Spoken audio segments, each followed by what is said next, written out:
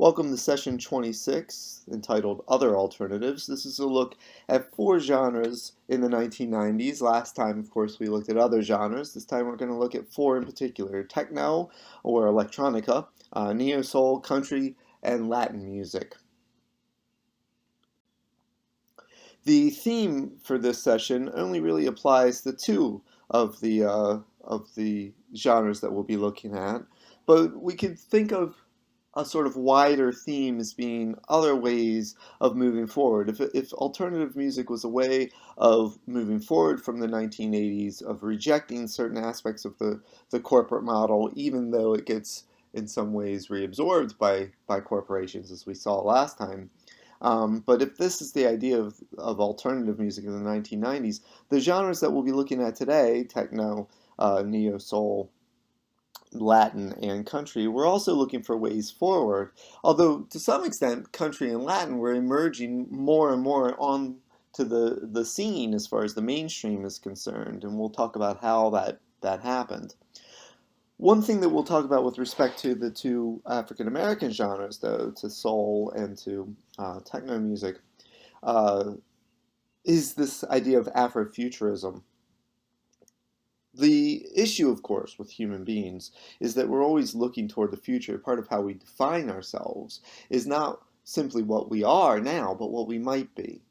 Human beings look at themselves and have traditionally looked at themselves as a kind of open, a kind of set of possibilities, rather than just I am these things that I'm doing now, whether it be for you, a student, or me, a professor, or that we're occupying a rather strange uh, form of life at the moment, that we are defined not by simply what we're doing at this moment, but we're defined in part by what we might do. So we're defined in part by what we are not.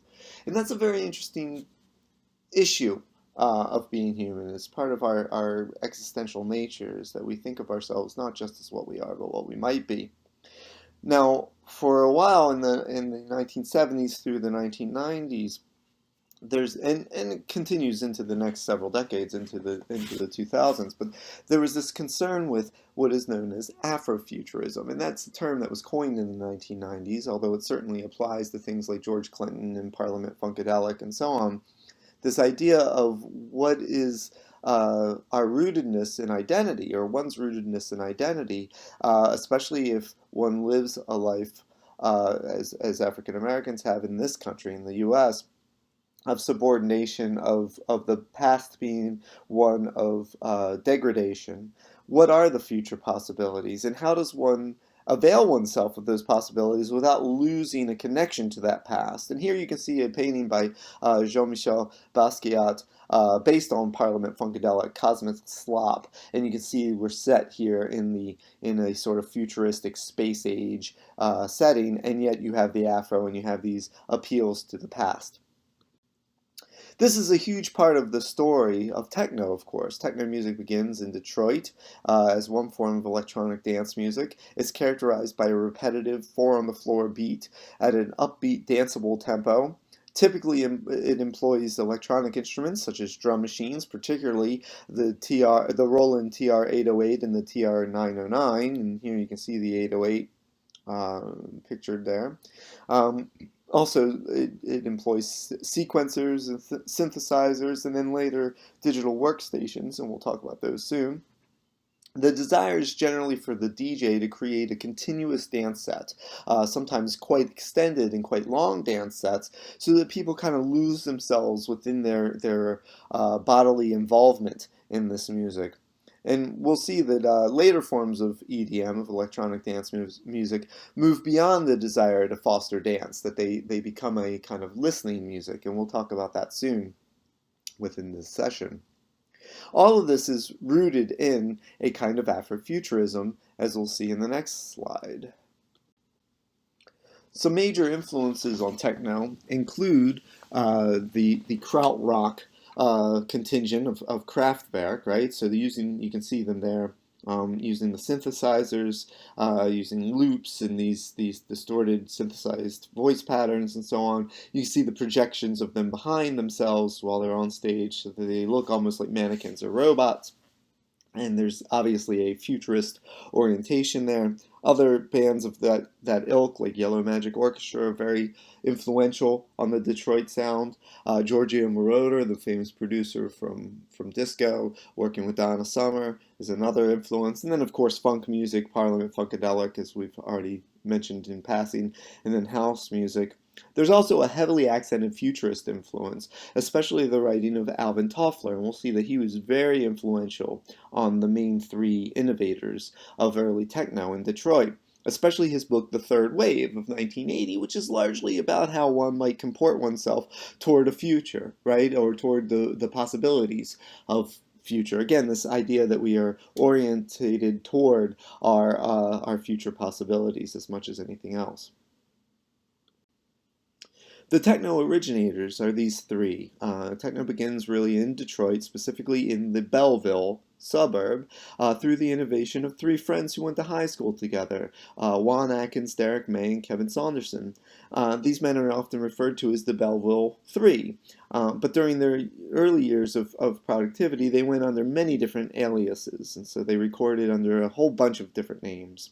And you can see here a picture of them when they were younger and first starting the garner attention, and then this is them to the right. You see them closer to today. There have been several revivals in the last decade or so of techno music and this interest in where electronic music, modern electronic music in the US got its start. Atkins began recording in the early 80s with Richard Davis as Cybertron, and the name was derived from Toffler. That's a word that's used in Toffler's books, The Third Wave and Future Shock. And they released the album Clear. Here's the title track from Clear.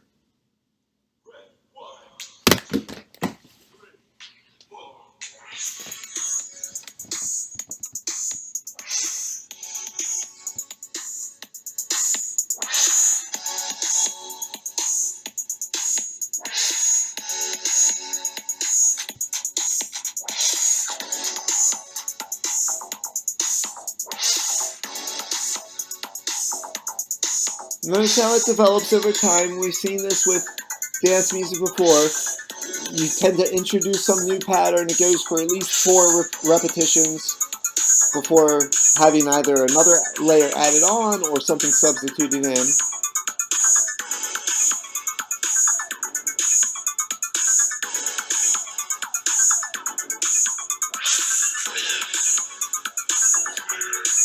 And notice the electronic manipulations of the voice, very much like Kraftwerk.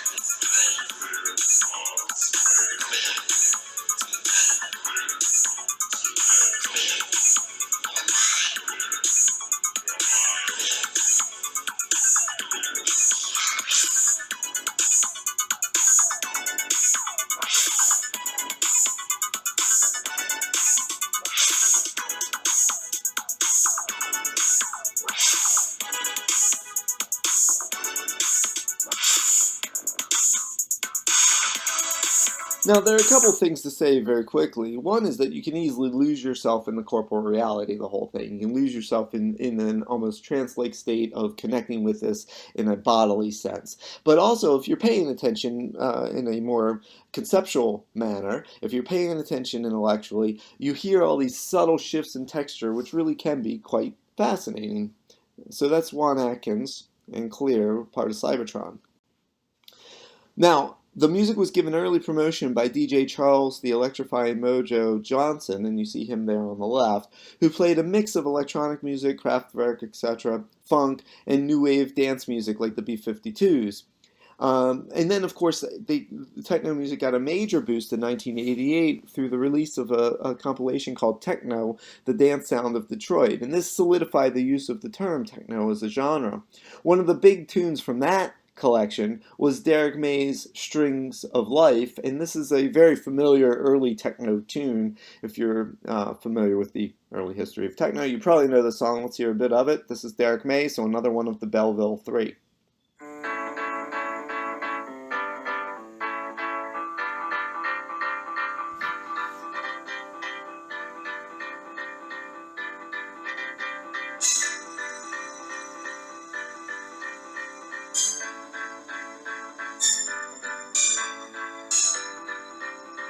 Notice how he takes this sample that feels a little jagged at first. The piano part here feels like it's not staying with a meter necessarily, but as you'll see, or as you can already hear, it does outline a 4/4, just in some surprising ways.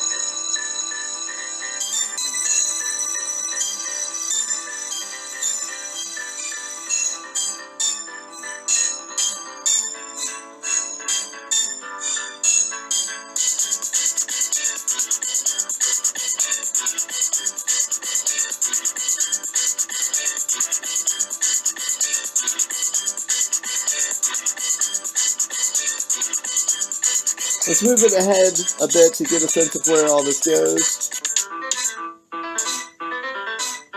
That's the hits, the orchestral hits here. And then we're back to that main groove.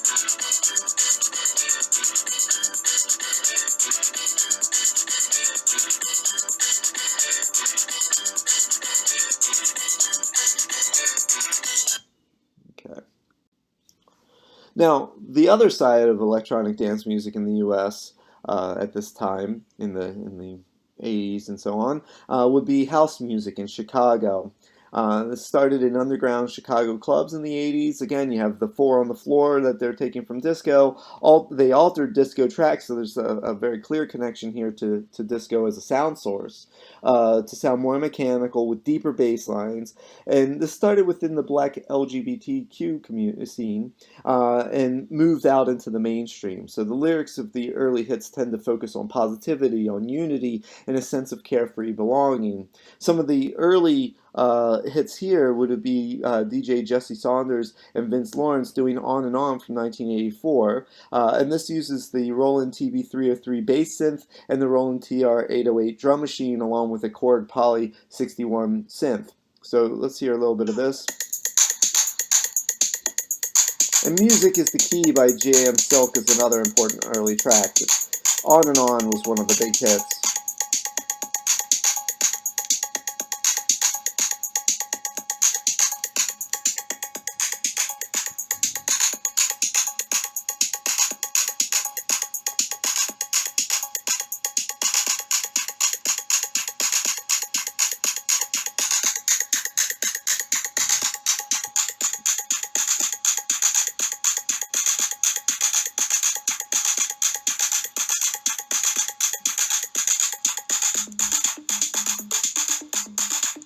Now you can clearly hear that there's a mechanical element, but it's not quite the same emphasis of the robotic that we heard in the techno. Now it's not always easy to make these distinctions. There are a lot of overlaps between house music and Detroit techno, especially if you're not more immersed in the scene than say I am. But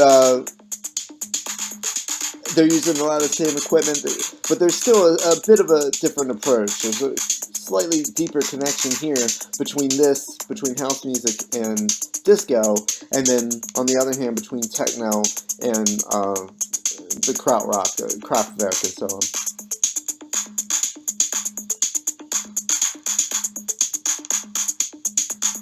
There's also an element, and this is maybe extrapolating too much from one song, there's also an element in this song of more of a sense of continuous development rather than juxtaposition that we heard in the earlier songs, Strings of Life and Clear.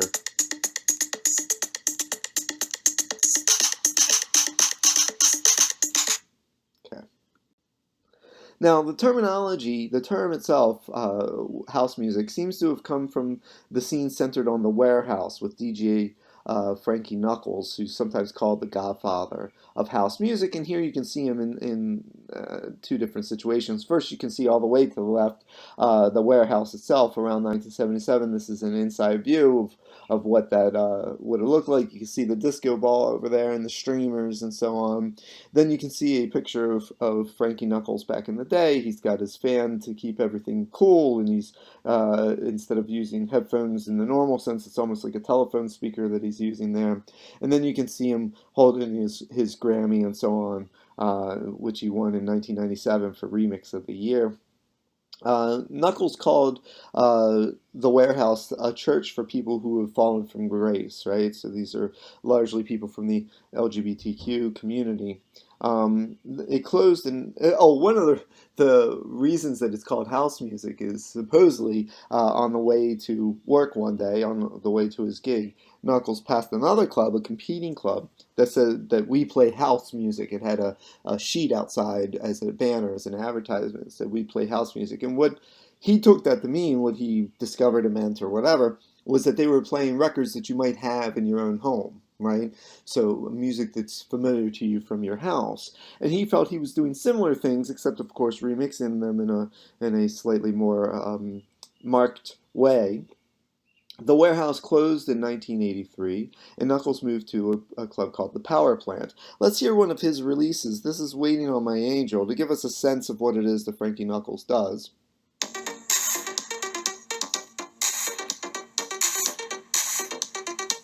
And those of you familiar with electronic music from the 80s, this will sound very familiar, right? A lot of these sounds are very typical of this period, of the more popular electronic music of this period.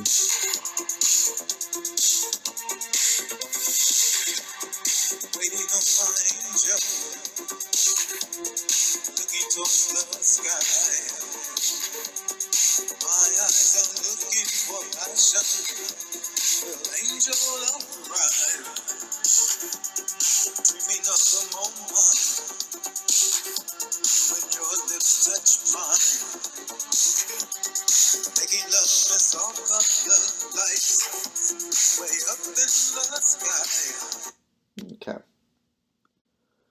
Now, also, there's a UK scene, right? So we've been talking about Detroit and Chicago, but there's also a UK scene that's developing over the course of the 80s into the 90s as far as electronic dance music goes. And they'll have a huge influence on the scene here in the US through various DJs, various artists. Now, they had a whole bunch of outdoor raves. That was one of the main parts of the scene in the UK up until 1994. In 1994, the Criminal Justice and Public Order Act was passed, and this outlawed outdoor raves. So that what wound up happening in the UK is they created these mega clubs, these super clubs. And the two big ones were the Ministry of Sound and Cream. And all these pictures are from the Ministry of Sound. And you can see that we're talking about a huge space. The DJ here has an entire booth and a whole large area in which to work, and then you see all the lights, the light shows, and in the other two pictures that are showing the crowd, you can see just how huge the venue is, and then you can see Ministry of Sound, their logo there. Ministry of Sound was more than just the club, it was a whole complex, but the club was the most famous part of it.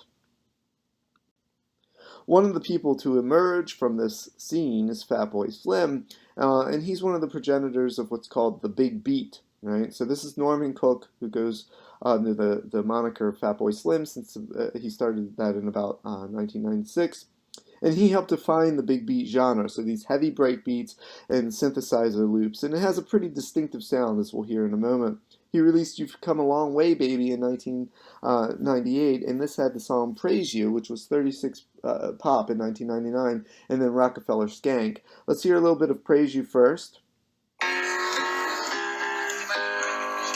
And this was a huge hit for him.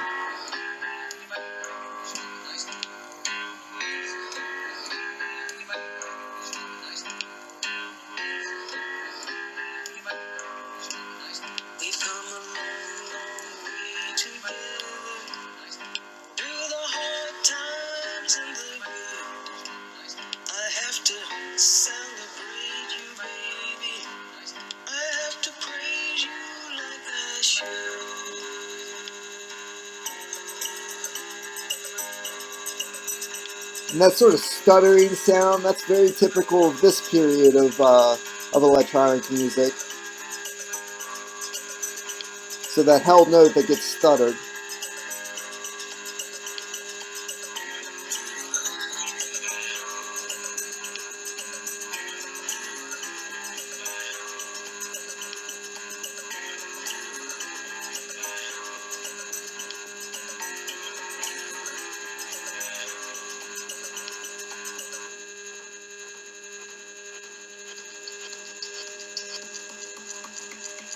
Slowly building up to a bigger beat.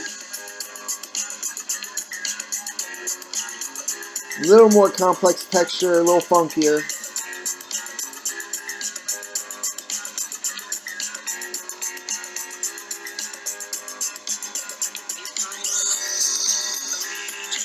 Let's move it up toward the end of the song. You can see that it builds in the way that a pop song often does.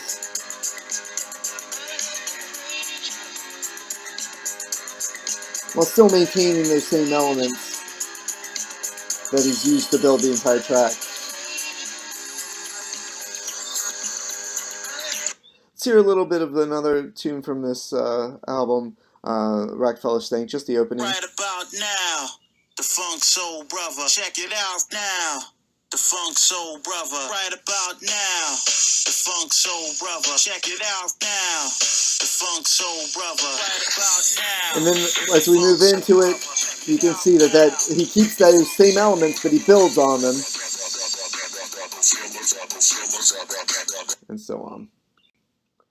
The Prodigy was a major group as far as the release of big beat electronica. They were formed in 1990 in Essex, England, and along with the Chemical Brothers and Fatboy Slim, they're one of the creators of the big beat approach. The Fat of the Land from 1997 produced two #1 UK hits for them, Breathe and Firestarter. The latter song, Firestarter, had these simple melodies, sparse samples, and punk-like vocals, and it was a huge hit, and you should take a look at their video for it, which is on your video list for today, and we'll talk a bit about that during our session. But let's hear a little bit of it here. Here's Firestarter.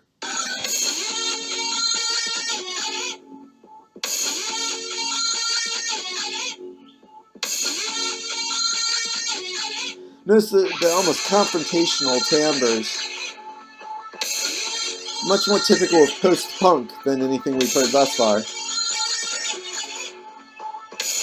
So less of a disco influence, more of a punk influence.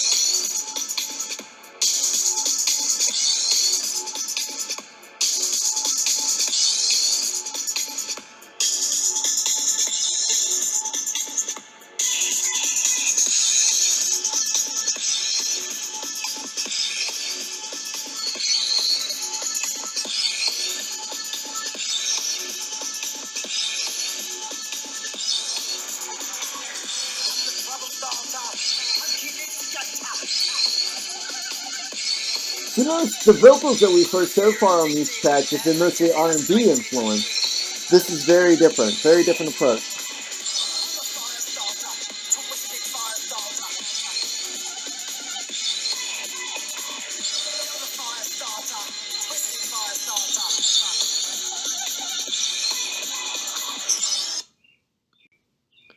Now, another sound that's coming out of the UK is trip hop, a more experimental electronica genre, coming primarily from Bristol. It's pioneered by the group Massive Attack, and then Tricky and Portishead, and it's bass heavy. It has a bass heavy drum beat, slowed down samples, mostly female vocals, and often has a kind of melancholic sound. Let's get a sense of some of the releases from that genre. Here we have Massive Attack, the album Blue Lines from 1991, and this included the song Unfinished Sympathy. So notice the play on words there. We might expect it to be Unfinished Symphony, instead it's Unfinished Sympathy, and let's hear a bit of it.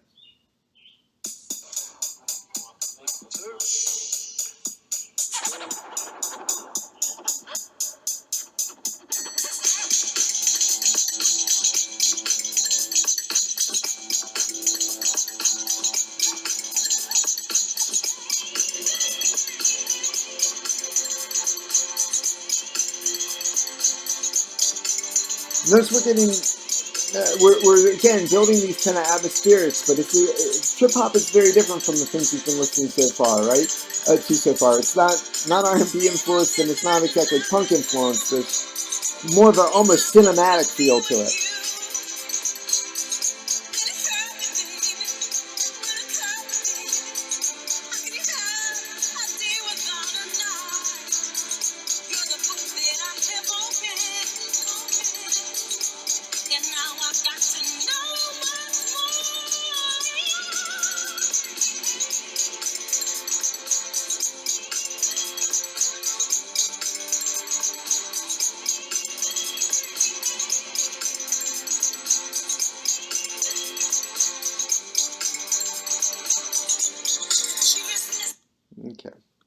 Another major group of early trip-hop is, of course, Portishead, and their album Dummy of 1994 had a huge impact on not just the electronic scene, but really on alternative music in general.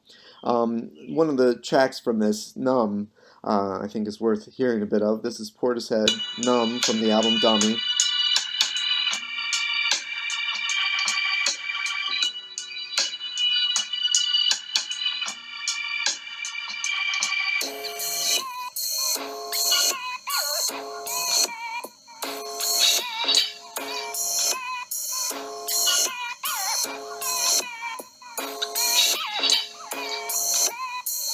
Very strange timbre of that sample that's being manipulated there.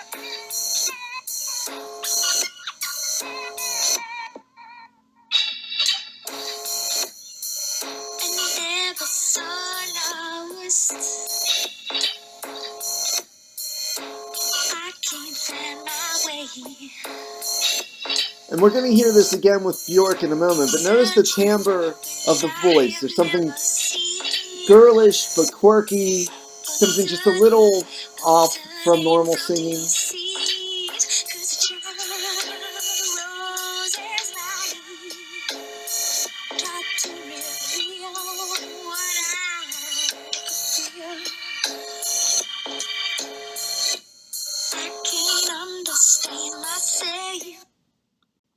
Now, of course, Bjork was one of the huge influences and stars, really, of this scene. Her album debut in 1993 had some trip-hop elements, but she really embraces the style starting with the album Post of 1995, and there are several songs that we could listen to from here. Let's get a little sampling of Army of Me.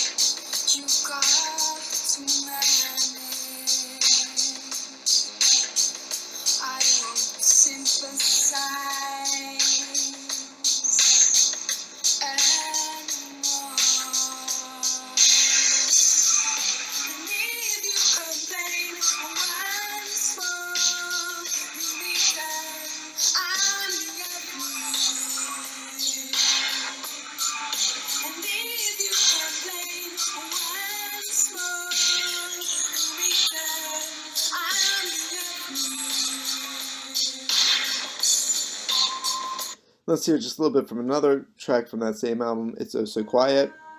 Another, no, it's very contrasting in some ways, drawing on chamber music. Okay.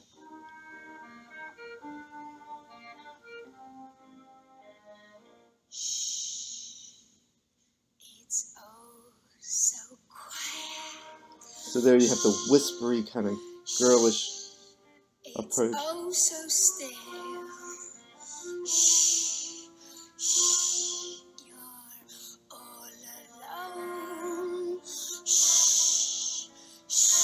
And so peaceful until you fall in love. Simple. Now, of course, this isn't her song. This is a cover, and you can see that she's doing it in this sort of throwback manner. Now, the next album, Homogenic from 1997, is considered by some critics to be the pinnacle of trip-hop, and it includes songs like this one.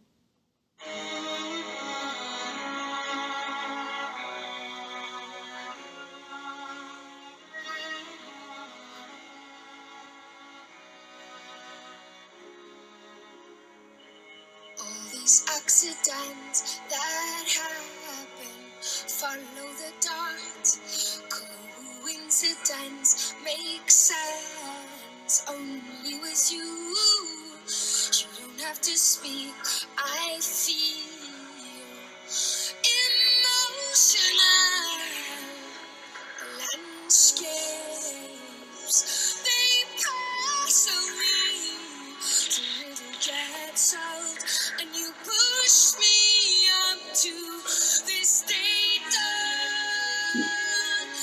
There are a lot of interesting elements in the accompaniment to this song. Not just the orchestral elements, but the noise elements, some of the almost industrial sounds. Although they're kept in the background, they don't disrupt the surface.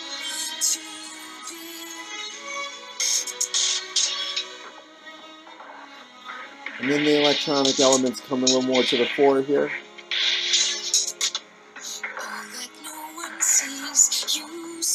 And let's see where the song builds to.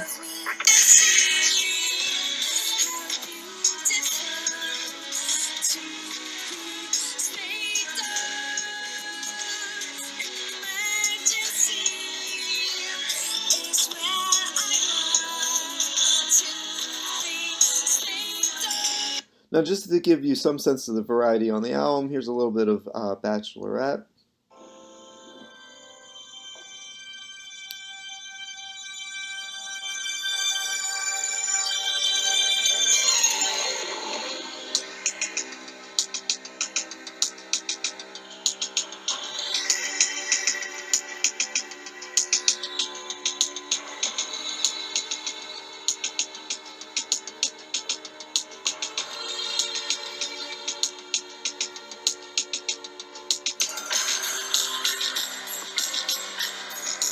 Move it ahead a bit.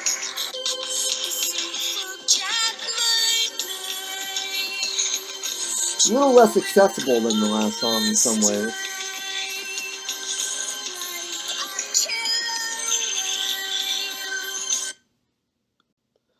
One of the superstars of this era is Moby, of course. He moves to NYC in 1989 to work as a DJ. His single Go was a 10 UK hit in 1991, so therefore a hit on the British scene. He began catching US attention with the song Move, You Make Me Feel So Good, which was the #1 dance tune in 1993, and the album Everything Is Wrong from 1995.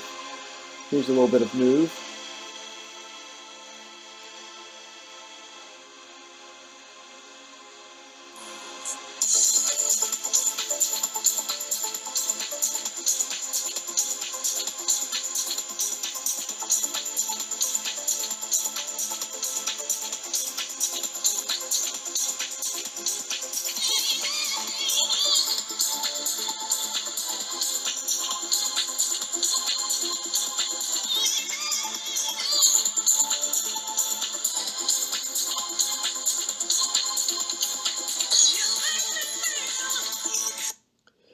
Now, his punk album that he released in 1996, Animal Rights, alienated a lot of his fan base, and so he decided that his next electronic album would be his last. He tells these stories of how he would sit on the swing set in his neighborhood and just contemplate that he needed to find something else to do, maybe go back to school for some other topic or some other subject and some other livelihood entirely. And so he was expecting this next album, which would be a return to electronica, but that it would be his last. But then what he wound up producing was... But this album, the album he thought would be his last, was Play, and it wound up being a Pop 38 and a UK #1 in 1991. It was a huge hit, and part of the reason it was a hit is that every track was licensed for film, TV, or commercial use. So even though 38 Pop isn't necessarily a super high showing, this album was everywhere for years. It was the best-selling electronic album. It is the best-selling electronic album of all time, and it's a landmark of ambient electronica, which emphasizes atmosphere and tone over structure, rhythm, or danceability. Moby extensively uses samples from the Alan Lomax field recordings, which were collected on Sounds of the South, a musical journey from the Georgia Sea Islands to the Mississippi Delta.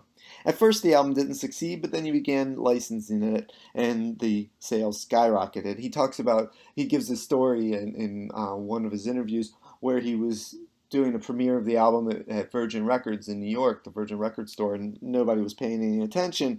But then after it shows up on commercials and on TV shows and movies, the sales skyrocket. It stayed on the charts for several years, and he had several promotional videos, including one for Honey, directed by Roman Coppola, and another for Porcelain, directed by Jonas Åkerlund. Let's hear a little bit of Honey.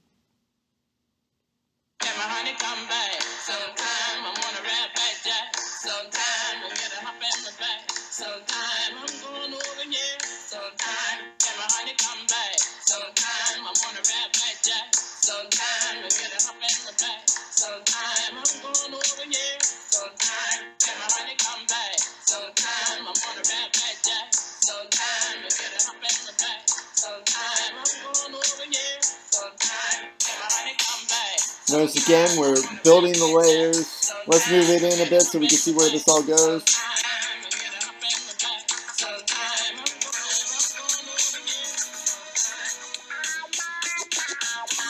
Some funk elements.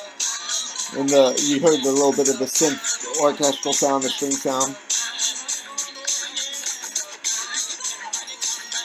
A little bit of a sort of scratching element. So again, it's about this building this atmosphere. Another huge tune from this album is Porcelain. Let's hear a bit of that. This is a still from the video, which I would like you to watch for this session.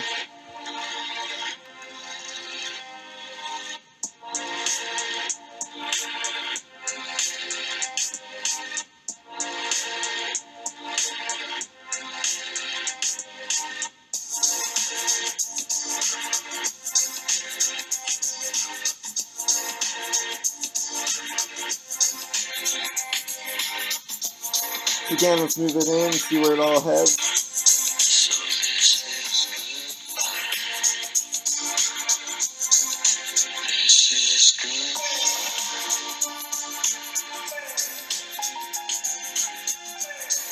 This part in particular was used in a lot of different contexts.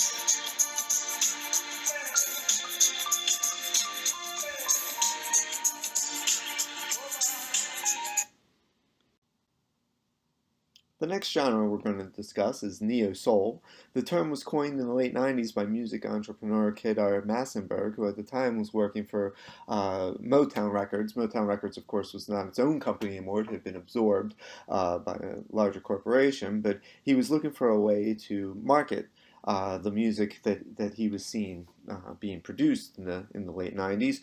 There was more of an emphasis on jazz, funk, and hip-hop than contemporary R&B, especially the music put forward or purveyed by the divas like Whitney Houston and so on. Michelle Ndegeocello was one of the early artists of this style with her debut album Plantation Lullabies from 1993, and many people consider this the beginning of the genre. It was also really made more popular through the soundtrack to the movie The Love Jones.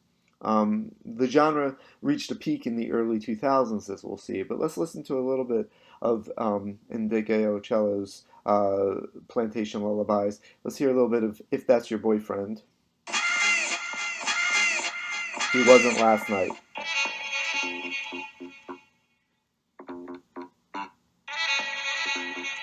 So you notice the approach to what in some ways sounds like straightforward R&B with some jazz influence, but you can definitely hear the hip-hop elements here.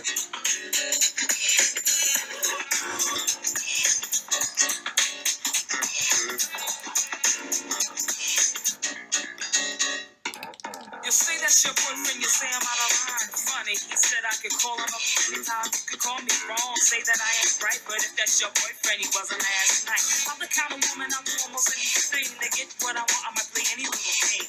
Call me what you like, but you know it's true. You're just jealous, cause he wasn't with you. Don't mean no harm. I just like what I see, and it ain't my fault if he wants me. Got what I wanted, and the feeling was right. If that's your boyfriend, he wasn't last night.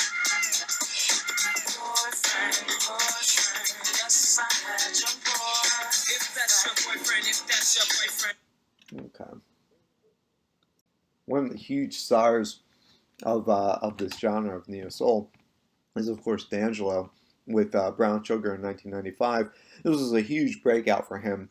Gospel influenced falsetto crooning combined with elements of native tongues hip hop. Ali Shaheed Muhammad co-produced the title track. Right. Most of the songs are romantic, and then of course Voodoo of 2000 is perhaps the highlight of the genre. Let's hear just a little bit, one track from each. Here's a little bit of the title track from Brown Sugar.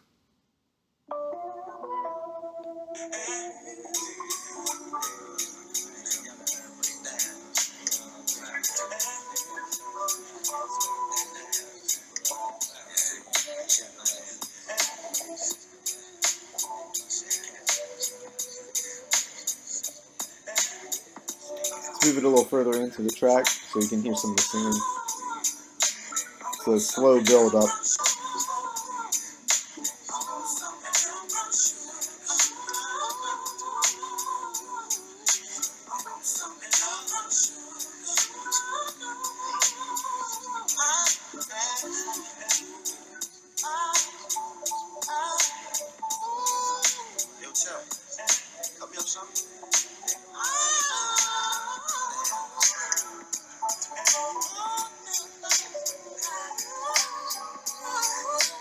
You get the atmospheric element of the song. Perhaps an even greater example, though, of what D'Angelo gets up to is from the song Untitled from Voodoo. The subtitle is How Does It Feel? Let's hear a bit of it.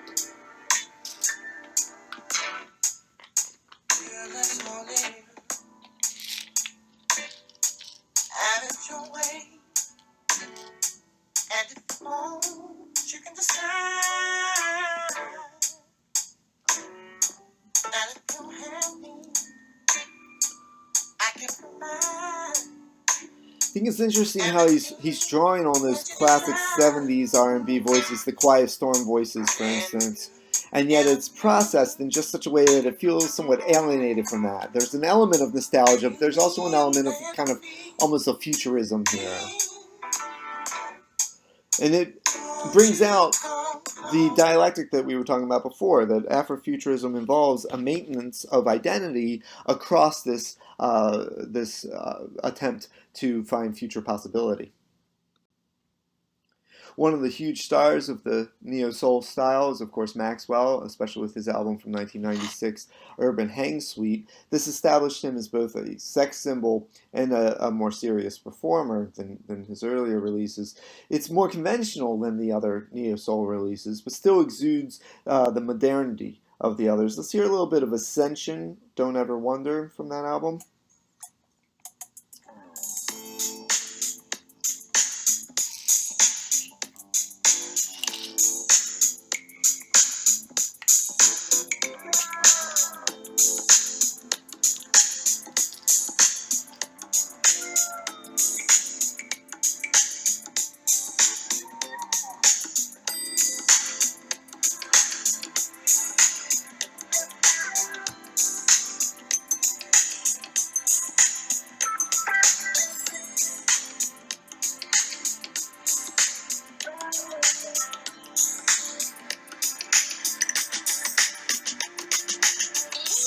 Notice how a lot of these tracks, they're in no hurry to introduce the vocals. They're building an atmosphere, right?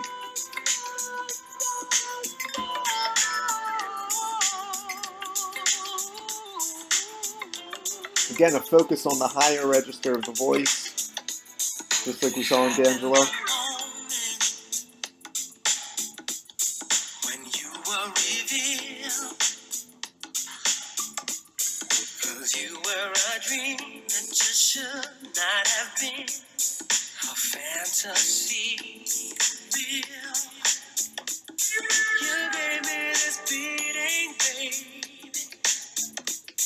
This rhythm inside,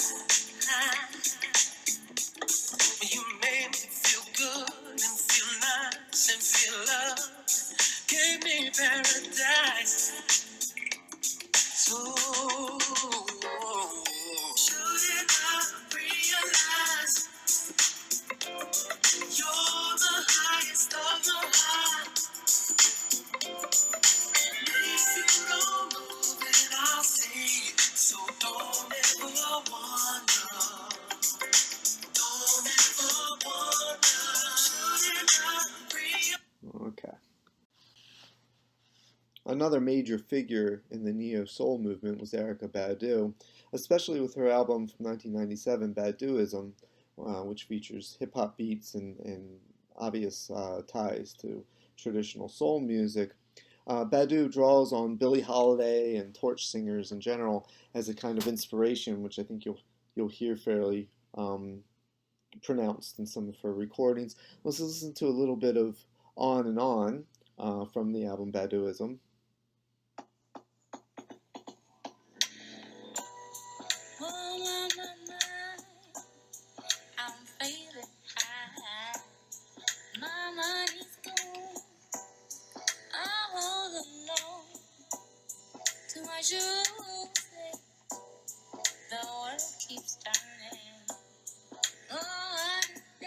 The allusions to Billie Holiday are fairly obvious.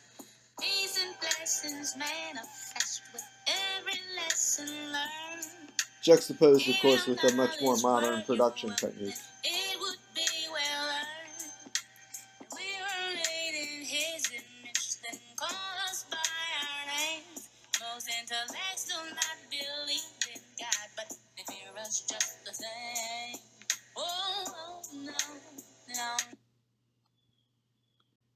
Of course, one of the hugest stars of the neo-soul movement from the 90s was Lauryn Hill, coming out of the Fugees with this album, 1998's The Miseducation of Lauryn Hill. Just a phenomenal album. And this is her debut after leaving the Fugees. It combines hip-hop, soul, and roots reggae. The lyrics concern things ranging from motherhood and pregnancy to heartbreak and God, the difficulties she had with the Fugees, the nature of memory, and so on. The first single from this was Do Up That Thing, which was a #1 pop hit. Let's hear a little bit of it. Yo, remember back on the Bully when cats used to harmonize like, yo, my men and my women, don't forget about the day. Listen out the most the king. This is a good example of how neo soul works with nostalgia. It works with this appeal to the past, and yet clearly is updating it, modernizing it. So this tie to the past, to the authenticity of the past, with this projection into the future.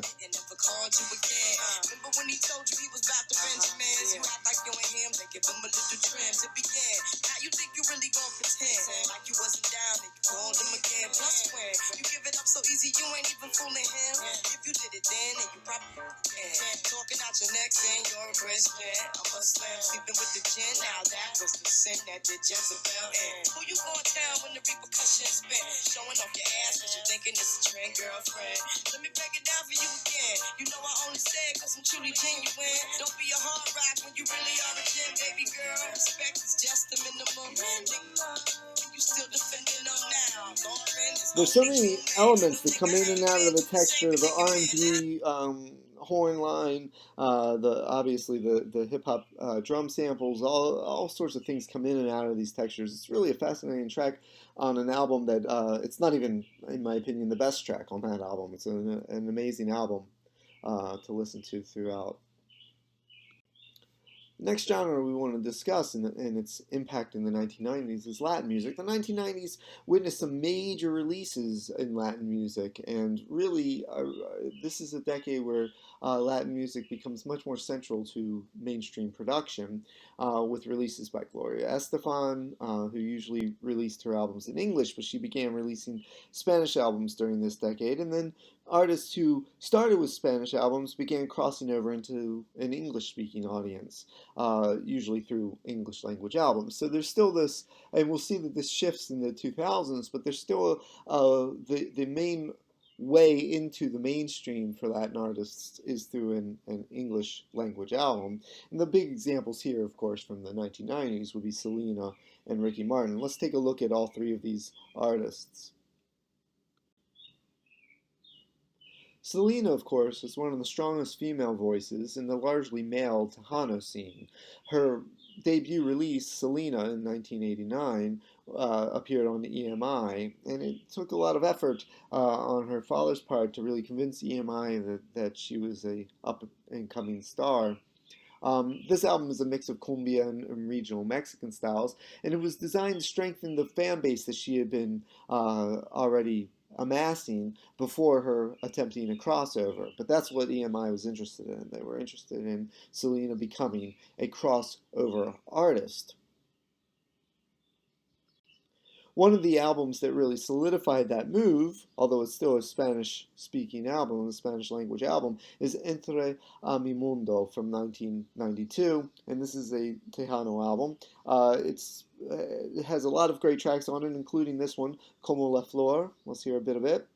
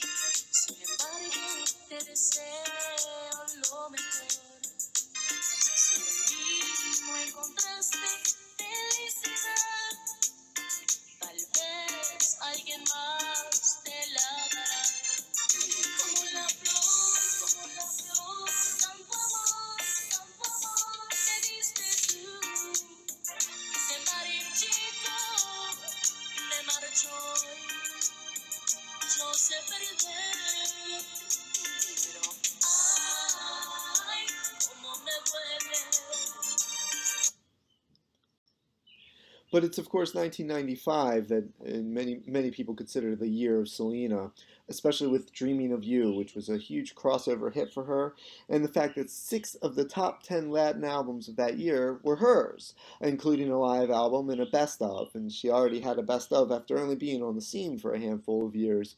It was also this year that she was murdered by the head of her fan club and the manager of her boutiques by gunshot on March 31st over a dispute regarding embezzlement.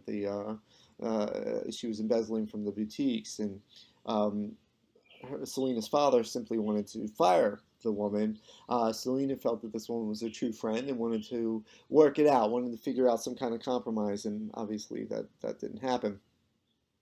This is part of what helped bolster her fame, of course, but she was already on the way to becoming a huge crossover star. Let's hear a little bit of Dreaming of You, the major crossover hit.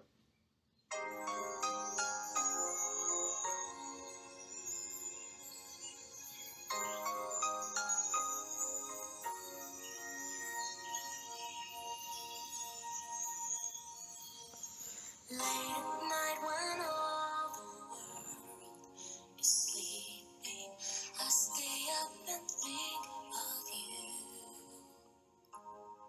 And I wish on a star that somewhere you are thinking of me too. 'Cause I'm dreaming of you tonight till tomorrow. I'll be holding you tight, and there's nowhere in the world I'd rather be than here in my room, dreaming about you and me.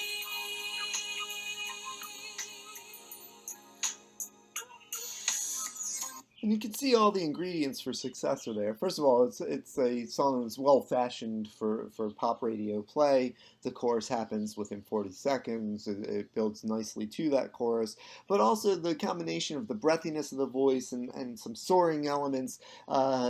She's not quite the same kind of voice style as some of the divas we talked about last time, and yet she's not totally alien from that territory either. She obviously had a hugely promising career ahead of her before it was cut short. A figure who's carrying over from the 80s but really makes a major impact in the 90s is Gloria Estefan. She first experienced worldwide success with songs like Conga and The Rhythm Is Gonna Get You from the 80s as part of the Miami Sound Machine. And The Rhythm Is Gonna Get You is, of course, a mega hit from that period from 87. But in the 90s, she takes a turn toward what some people thought of as being the more authentic. Right? And again, we have this appeal to authenticity. And we see that, for instance, in this next release, Mi Tierra, which was a #1 Latin album of 1993. It's her first Spanish language album, and it consists of mostly Cuban genres, including the bolero. Let's hear a little bit of it. Here's Mi Tierra, the title track.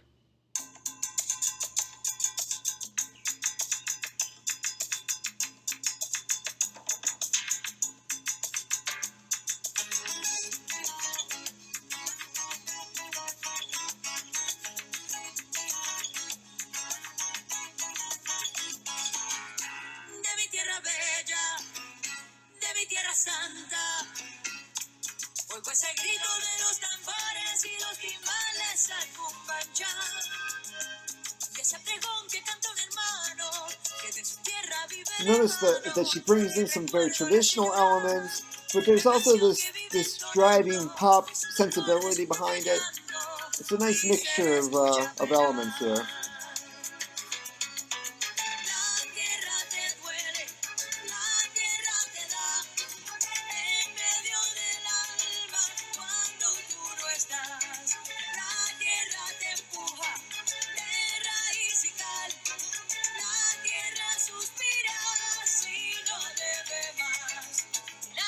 But it's the next album that really brings her to even wider attention. And that's Gloria of 1998. This is an album of Latin house music, so it's bringing together elements of what we were talking about before, the Chicago house music sound, with Latin elements. So this includes the huge hit for her, Oye, which was a highly successful club song, a sort of techno salsa fusion. Let's hear a bit of it.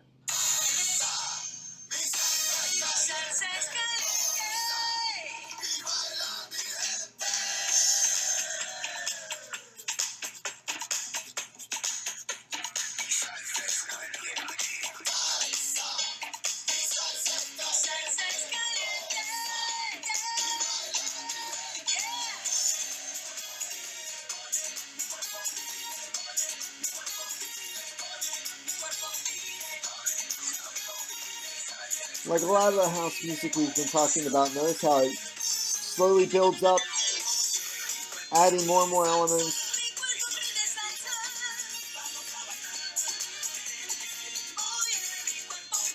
You almost feel like you enter in the middle of things with this recording. You're already in the middle of a dance-off. Finally we get the verse. Almost a full minute into the track before that happens.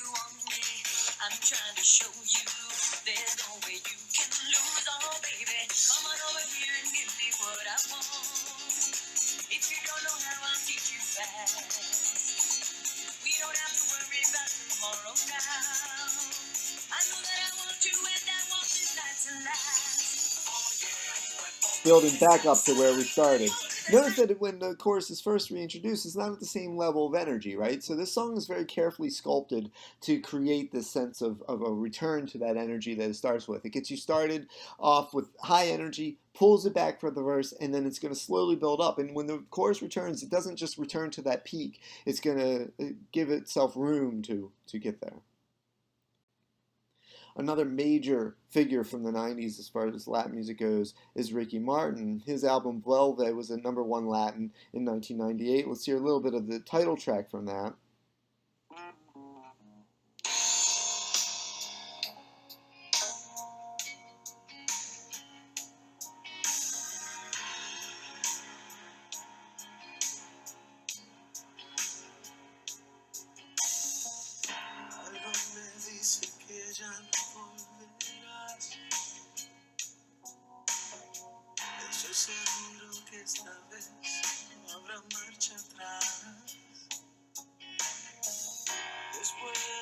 But it was his English language albums, including the first one from 1999, Ricky Martin, that made a huge impact. This was a #1 pop, so not just a #1 Latin, but a #1 pop album of 1999. It was panned by critics as being insipid pop, as being boring, but it ranked among the best-selling albums of all time up to that point, and includes the mega hit Livin' La Vida Loca, and also the She's All I Ever Had. Those were both huge hits for him, but especially this one, Livin' La Vida Loca. Had a major video on MTV, was a huge presence at the end of the 90s.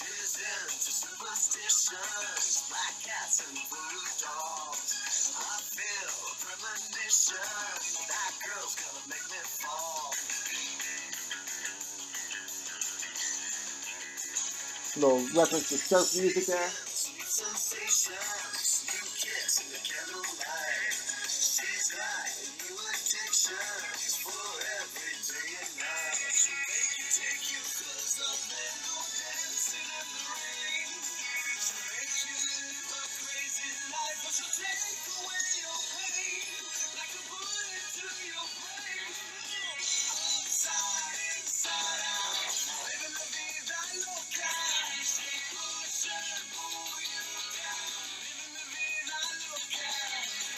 So notice, for the most part, obviously an English language song, except for the title line, "Living La Vida Loca," right? So it's not hard to figure out what that means, even for people who don't speak Spanish. But it's just enough of that sort of flavor to make it feel like you're, even though it's clearly a pop song and a recognizable pop song, it's not particularly marked as Latin in any super strong way. But that little bit of whatever that is, a little bit of enticement in the line itself. Of course, he follows this up with the 2000 album Sound Loaded, and had another huge success with the song She Bangs. The next genre we want to look at in the 1990s is country music. And country music has a very interesting life in the 1990s. For fans of country, the 1990s is either one of the great decades or one of the worst decades. Certainly it was a great decade in the sense that it exploded in popularity and really became, for a while, just part of the mainstream, much more than it had been prior to that. It becomes much less marked as country music per se, or as some kind of side genre to the larger popular mainstream. This is one of the peaks in the popularity of the country music. It had another peak, as you may recall, right after World War II. And that was the greatest peak for a while, and then it kind of eases off again, and has what a lot of people think of as one of its great periods in the 70s, but not necessarily a hugely popular period. It's that harder country sound in the 70s. But in the 90s, it's a explosion into the pop and rock mainstreams, and country really becomes a kind of mainstream music for a while, which means that some of the people who kind of revere what they think of as authentic country think of this as a period of inauthenticity. Think of this as a period of a kind of sellout decade for country music. And one of the big figures in that, of course, is Garth Brooks. Garth Brooks was the megastar of this decade. He outsold most other artists in both records and concert tickets, and his concerts were huge events. He combined elements of honky-tonk country with soft rock and arena rock. His stage shows were firmly within arena rock. They were big events with wild light shows and so on. Some of his songs explored social issues. The Thunder Rolls, for example, deals with domestic violence, while others are famous party songs like I Got Friends in Low Places. This is a good example, and I'd like you to listen to the song. Unfortunately, it's not on Spotify, so you'll have to seek it out on YouTube. But it's a good example of the bid for authenticity, right? He says that he shows up to a party wearing his boots, and so he's never going to fit in. He's always going to be himself, but he has his friends in low places, in the bars, in the honky tonks, and so on. And so there's this sense that he's living this authentic life, even though this is a very polished, pop-oriented song. It doesn't sound like country of the 70s at all. It doesn't sound like hard country, even though it's alluding to hard country. It's very much a soft rock kind of song with a little bit of country trapping. And this becomes a very important element of what country music is doing in the 90s, and it's part of what makes country music kind of controversial, the superstardom of people like Garth Brooks, and we'll see some of the female artists in just a second. In counterpoise to this would be someone like Clint Black on the one hand or Alan Jackson on the other, where there's a neo-traditionalism involved. Jackson's Under the Influence is a 1999 record of traditional tunes in a traditional style, and it's an almost programmatic statement in the era of pop country. It's against where country music is going. Let's hear just a little bit of his version of Papa Top from that album. Papa Top again. I've just got time for one more round. Set 'em up, my friend. So it's another bar song. It's not that different from Friends in Low Places as far as the subject matter is concerned. but the sound of it is completely different. It's completely a throwback to the late 40s, early 50s kind of country music, much more traditional in its approach. From a woman who said she was through and calmly walked away. He also begins releasing the Precious Memories series, which are these country gospel albums, and some of them are quite interesting, I think. Here's a little bit from one of them. This is Are You Washed in the Blood? Again, neo-traditional, right? Not trying to sound terribly pop-oriented. Have you been to Jesus for the cleansing part? Are you washed in the blood of the Lamb? Are you fully trusting in His grace this hour? Are you washed in the blood of the Lamb? Are you washed in the blood, in the soul cleansing blood of the Lamb? Are your garments spotless? Are they white as snow? Are you washed in the blood of the Lamb? Now, obviously, religious songs aren't going to play on pop radio all that often anyway, but this is not a bid toward popularity. This is a bid toward traditionalism. And this stands in pretty marked contrast. We're going to see how this evolves in the early 2000s in our next lecture. But this stands in the 1990s in pretty stark contrast to a lot of what's going on, because on the one hand, you have Garth Brooks. On the other hand, you have what's on the next slide. And that's, of course, line dancing, the line dancing fad. In the 90s, several acts had hit singles designed for line dancing, which became increasingly common at weddings and other events, even among people who were only marginally interested in country music. Two of the major hits were Billy Ray Cyrus's Achy Breaky Heart, which was released in 1990, and for a while you couldn't go to a wedding, no matter how traditional, without that being part of the reception afterward, and then Brooks and Dunn's Boot Scootin' Boogie of 1990. Country legend Chet Atkins, one of my heroes, great guitarist, great producer, said about music in this decade, the music has gotten pretty bad, I think. It's all that damn line dancing. So he sees this as a move away from traditional country, of an inauthenticity that's sort of blown up to epic proportions. And as much as I hate to do it, let's hear a little bit of Achy Breaky Heart by Billy Ray Cyrus. Obviously some gestures toward rock music here, the distorted guitar, the bluesy kind of riff. But then you have the southern accent, kind of exaggerated to some extent.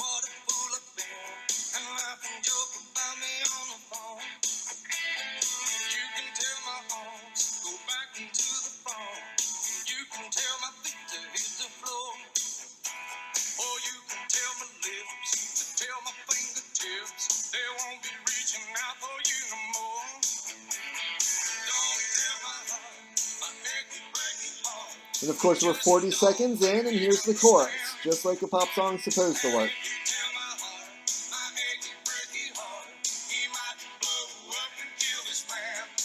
Okay. Now, there were also a lot of female stars within pop-influenced country, and a lot of this is the music that begins to top the charts. There's the sort of revival of Reba McEntire's career from the 80s into the 90s, and then you have, of course, these three new superstars of the 90s. Shania Twain, one of the hugest stars, not just in country music, but in pop in general, of the 1990s. LeAnn Rimes, who has one of the most celebrated songs of the 90s, and then Faith Hill. They were all major stars in this kind of in this production. Shania Twain, her album "Come On Over" from 1997 was a #1 country and a #2 pop song, pop album rather.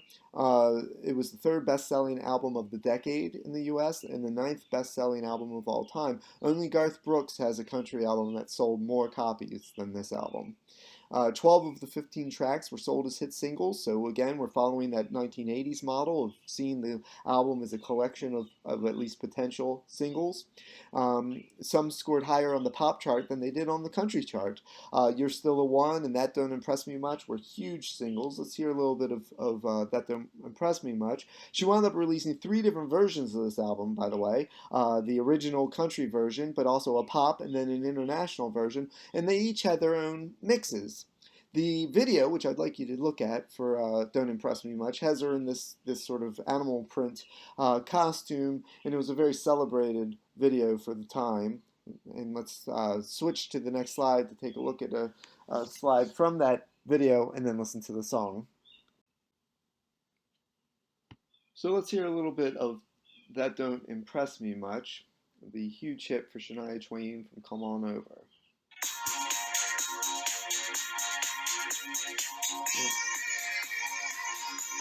This is the international mix, which will contrast well, I think, with the video that you'll listen to and watch for this session.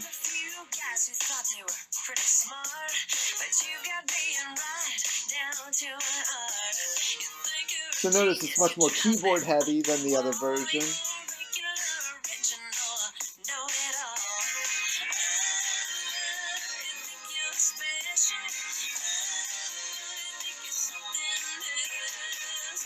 Okay, so you're a rocket scientist. That don't impress me much. So you got the brains, but haven't got the touch. Don't get me wrong, yeah, I think you're alright. But that would keep me warm in the middle of the night. That don't impress me much. Now compare that with this version. Now we have a more country-sounding guitar, none of those keyboards. Totally different mix. The acoustic guitar in the background.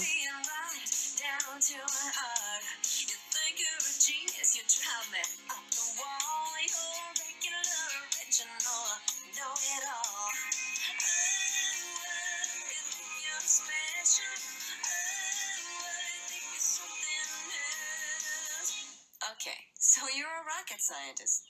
That don't impress me much. So obviously you have the sort of smart-ass asides and so on that help catch people's ear. Those stay in both versions. The vocals are basically the same in both versions. The real difference is the background, but the background makes all the difference, because in the one you hear all the traditional signifiers for country music, and in the other you hear none of them. And one might be tempted to think maybe this isn't really a country song if it's that flexible, or whatever that means, really a country song. But you can see this issue of what is really a country song and what is not. The realness of it all is the concern for authenticity. And so the 90s, as I said, is considered by some people a peak, at least as far as commercial success goes for country music. And then for other people, it's considered a nadir, low point for country music, because it seems to concentrate so much on the seemingly inauthentic, whatever that might mean here. Another one of the huge stars of country music in the 1990s, who also had dance hits, would be LeAnn Rimes. Her song, How Do I Live, from 1997, was the most successful single of the 1990s. Let's hear a little bit of it.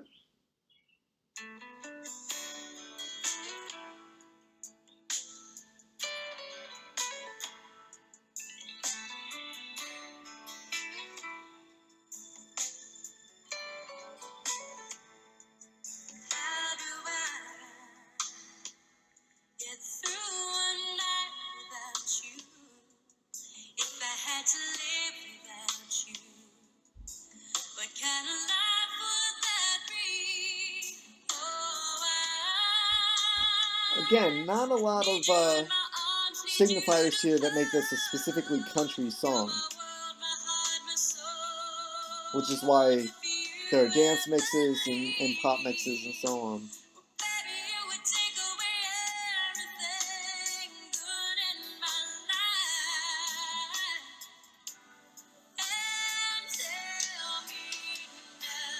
Of course, the soaring chorus.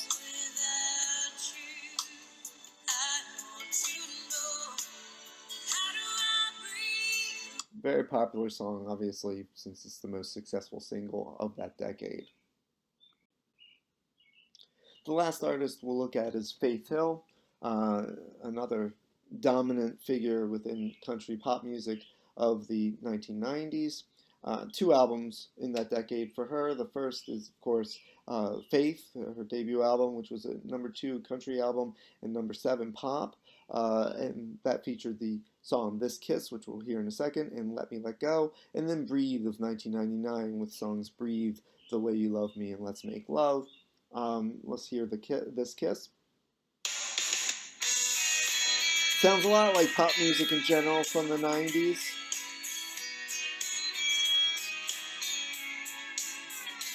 You've got the pedal steel, which is really the only signifier for country. Oh,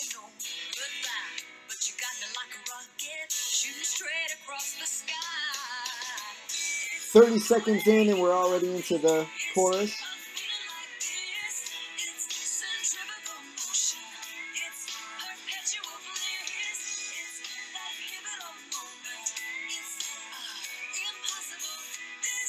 And then by 44 seconds in, we're saying the title of the song.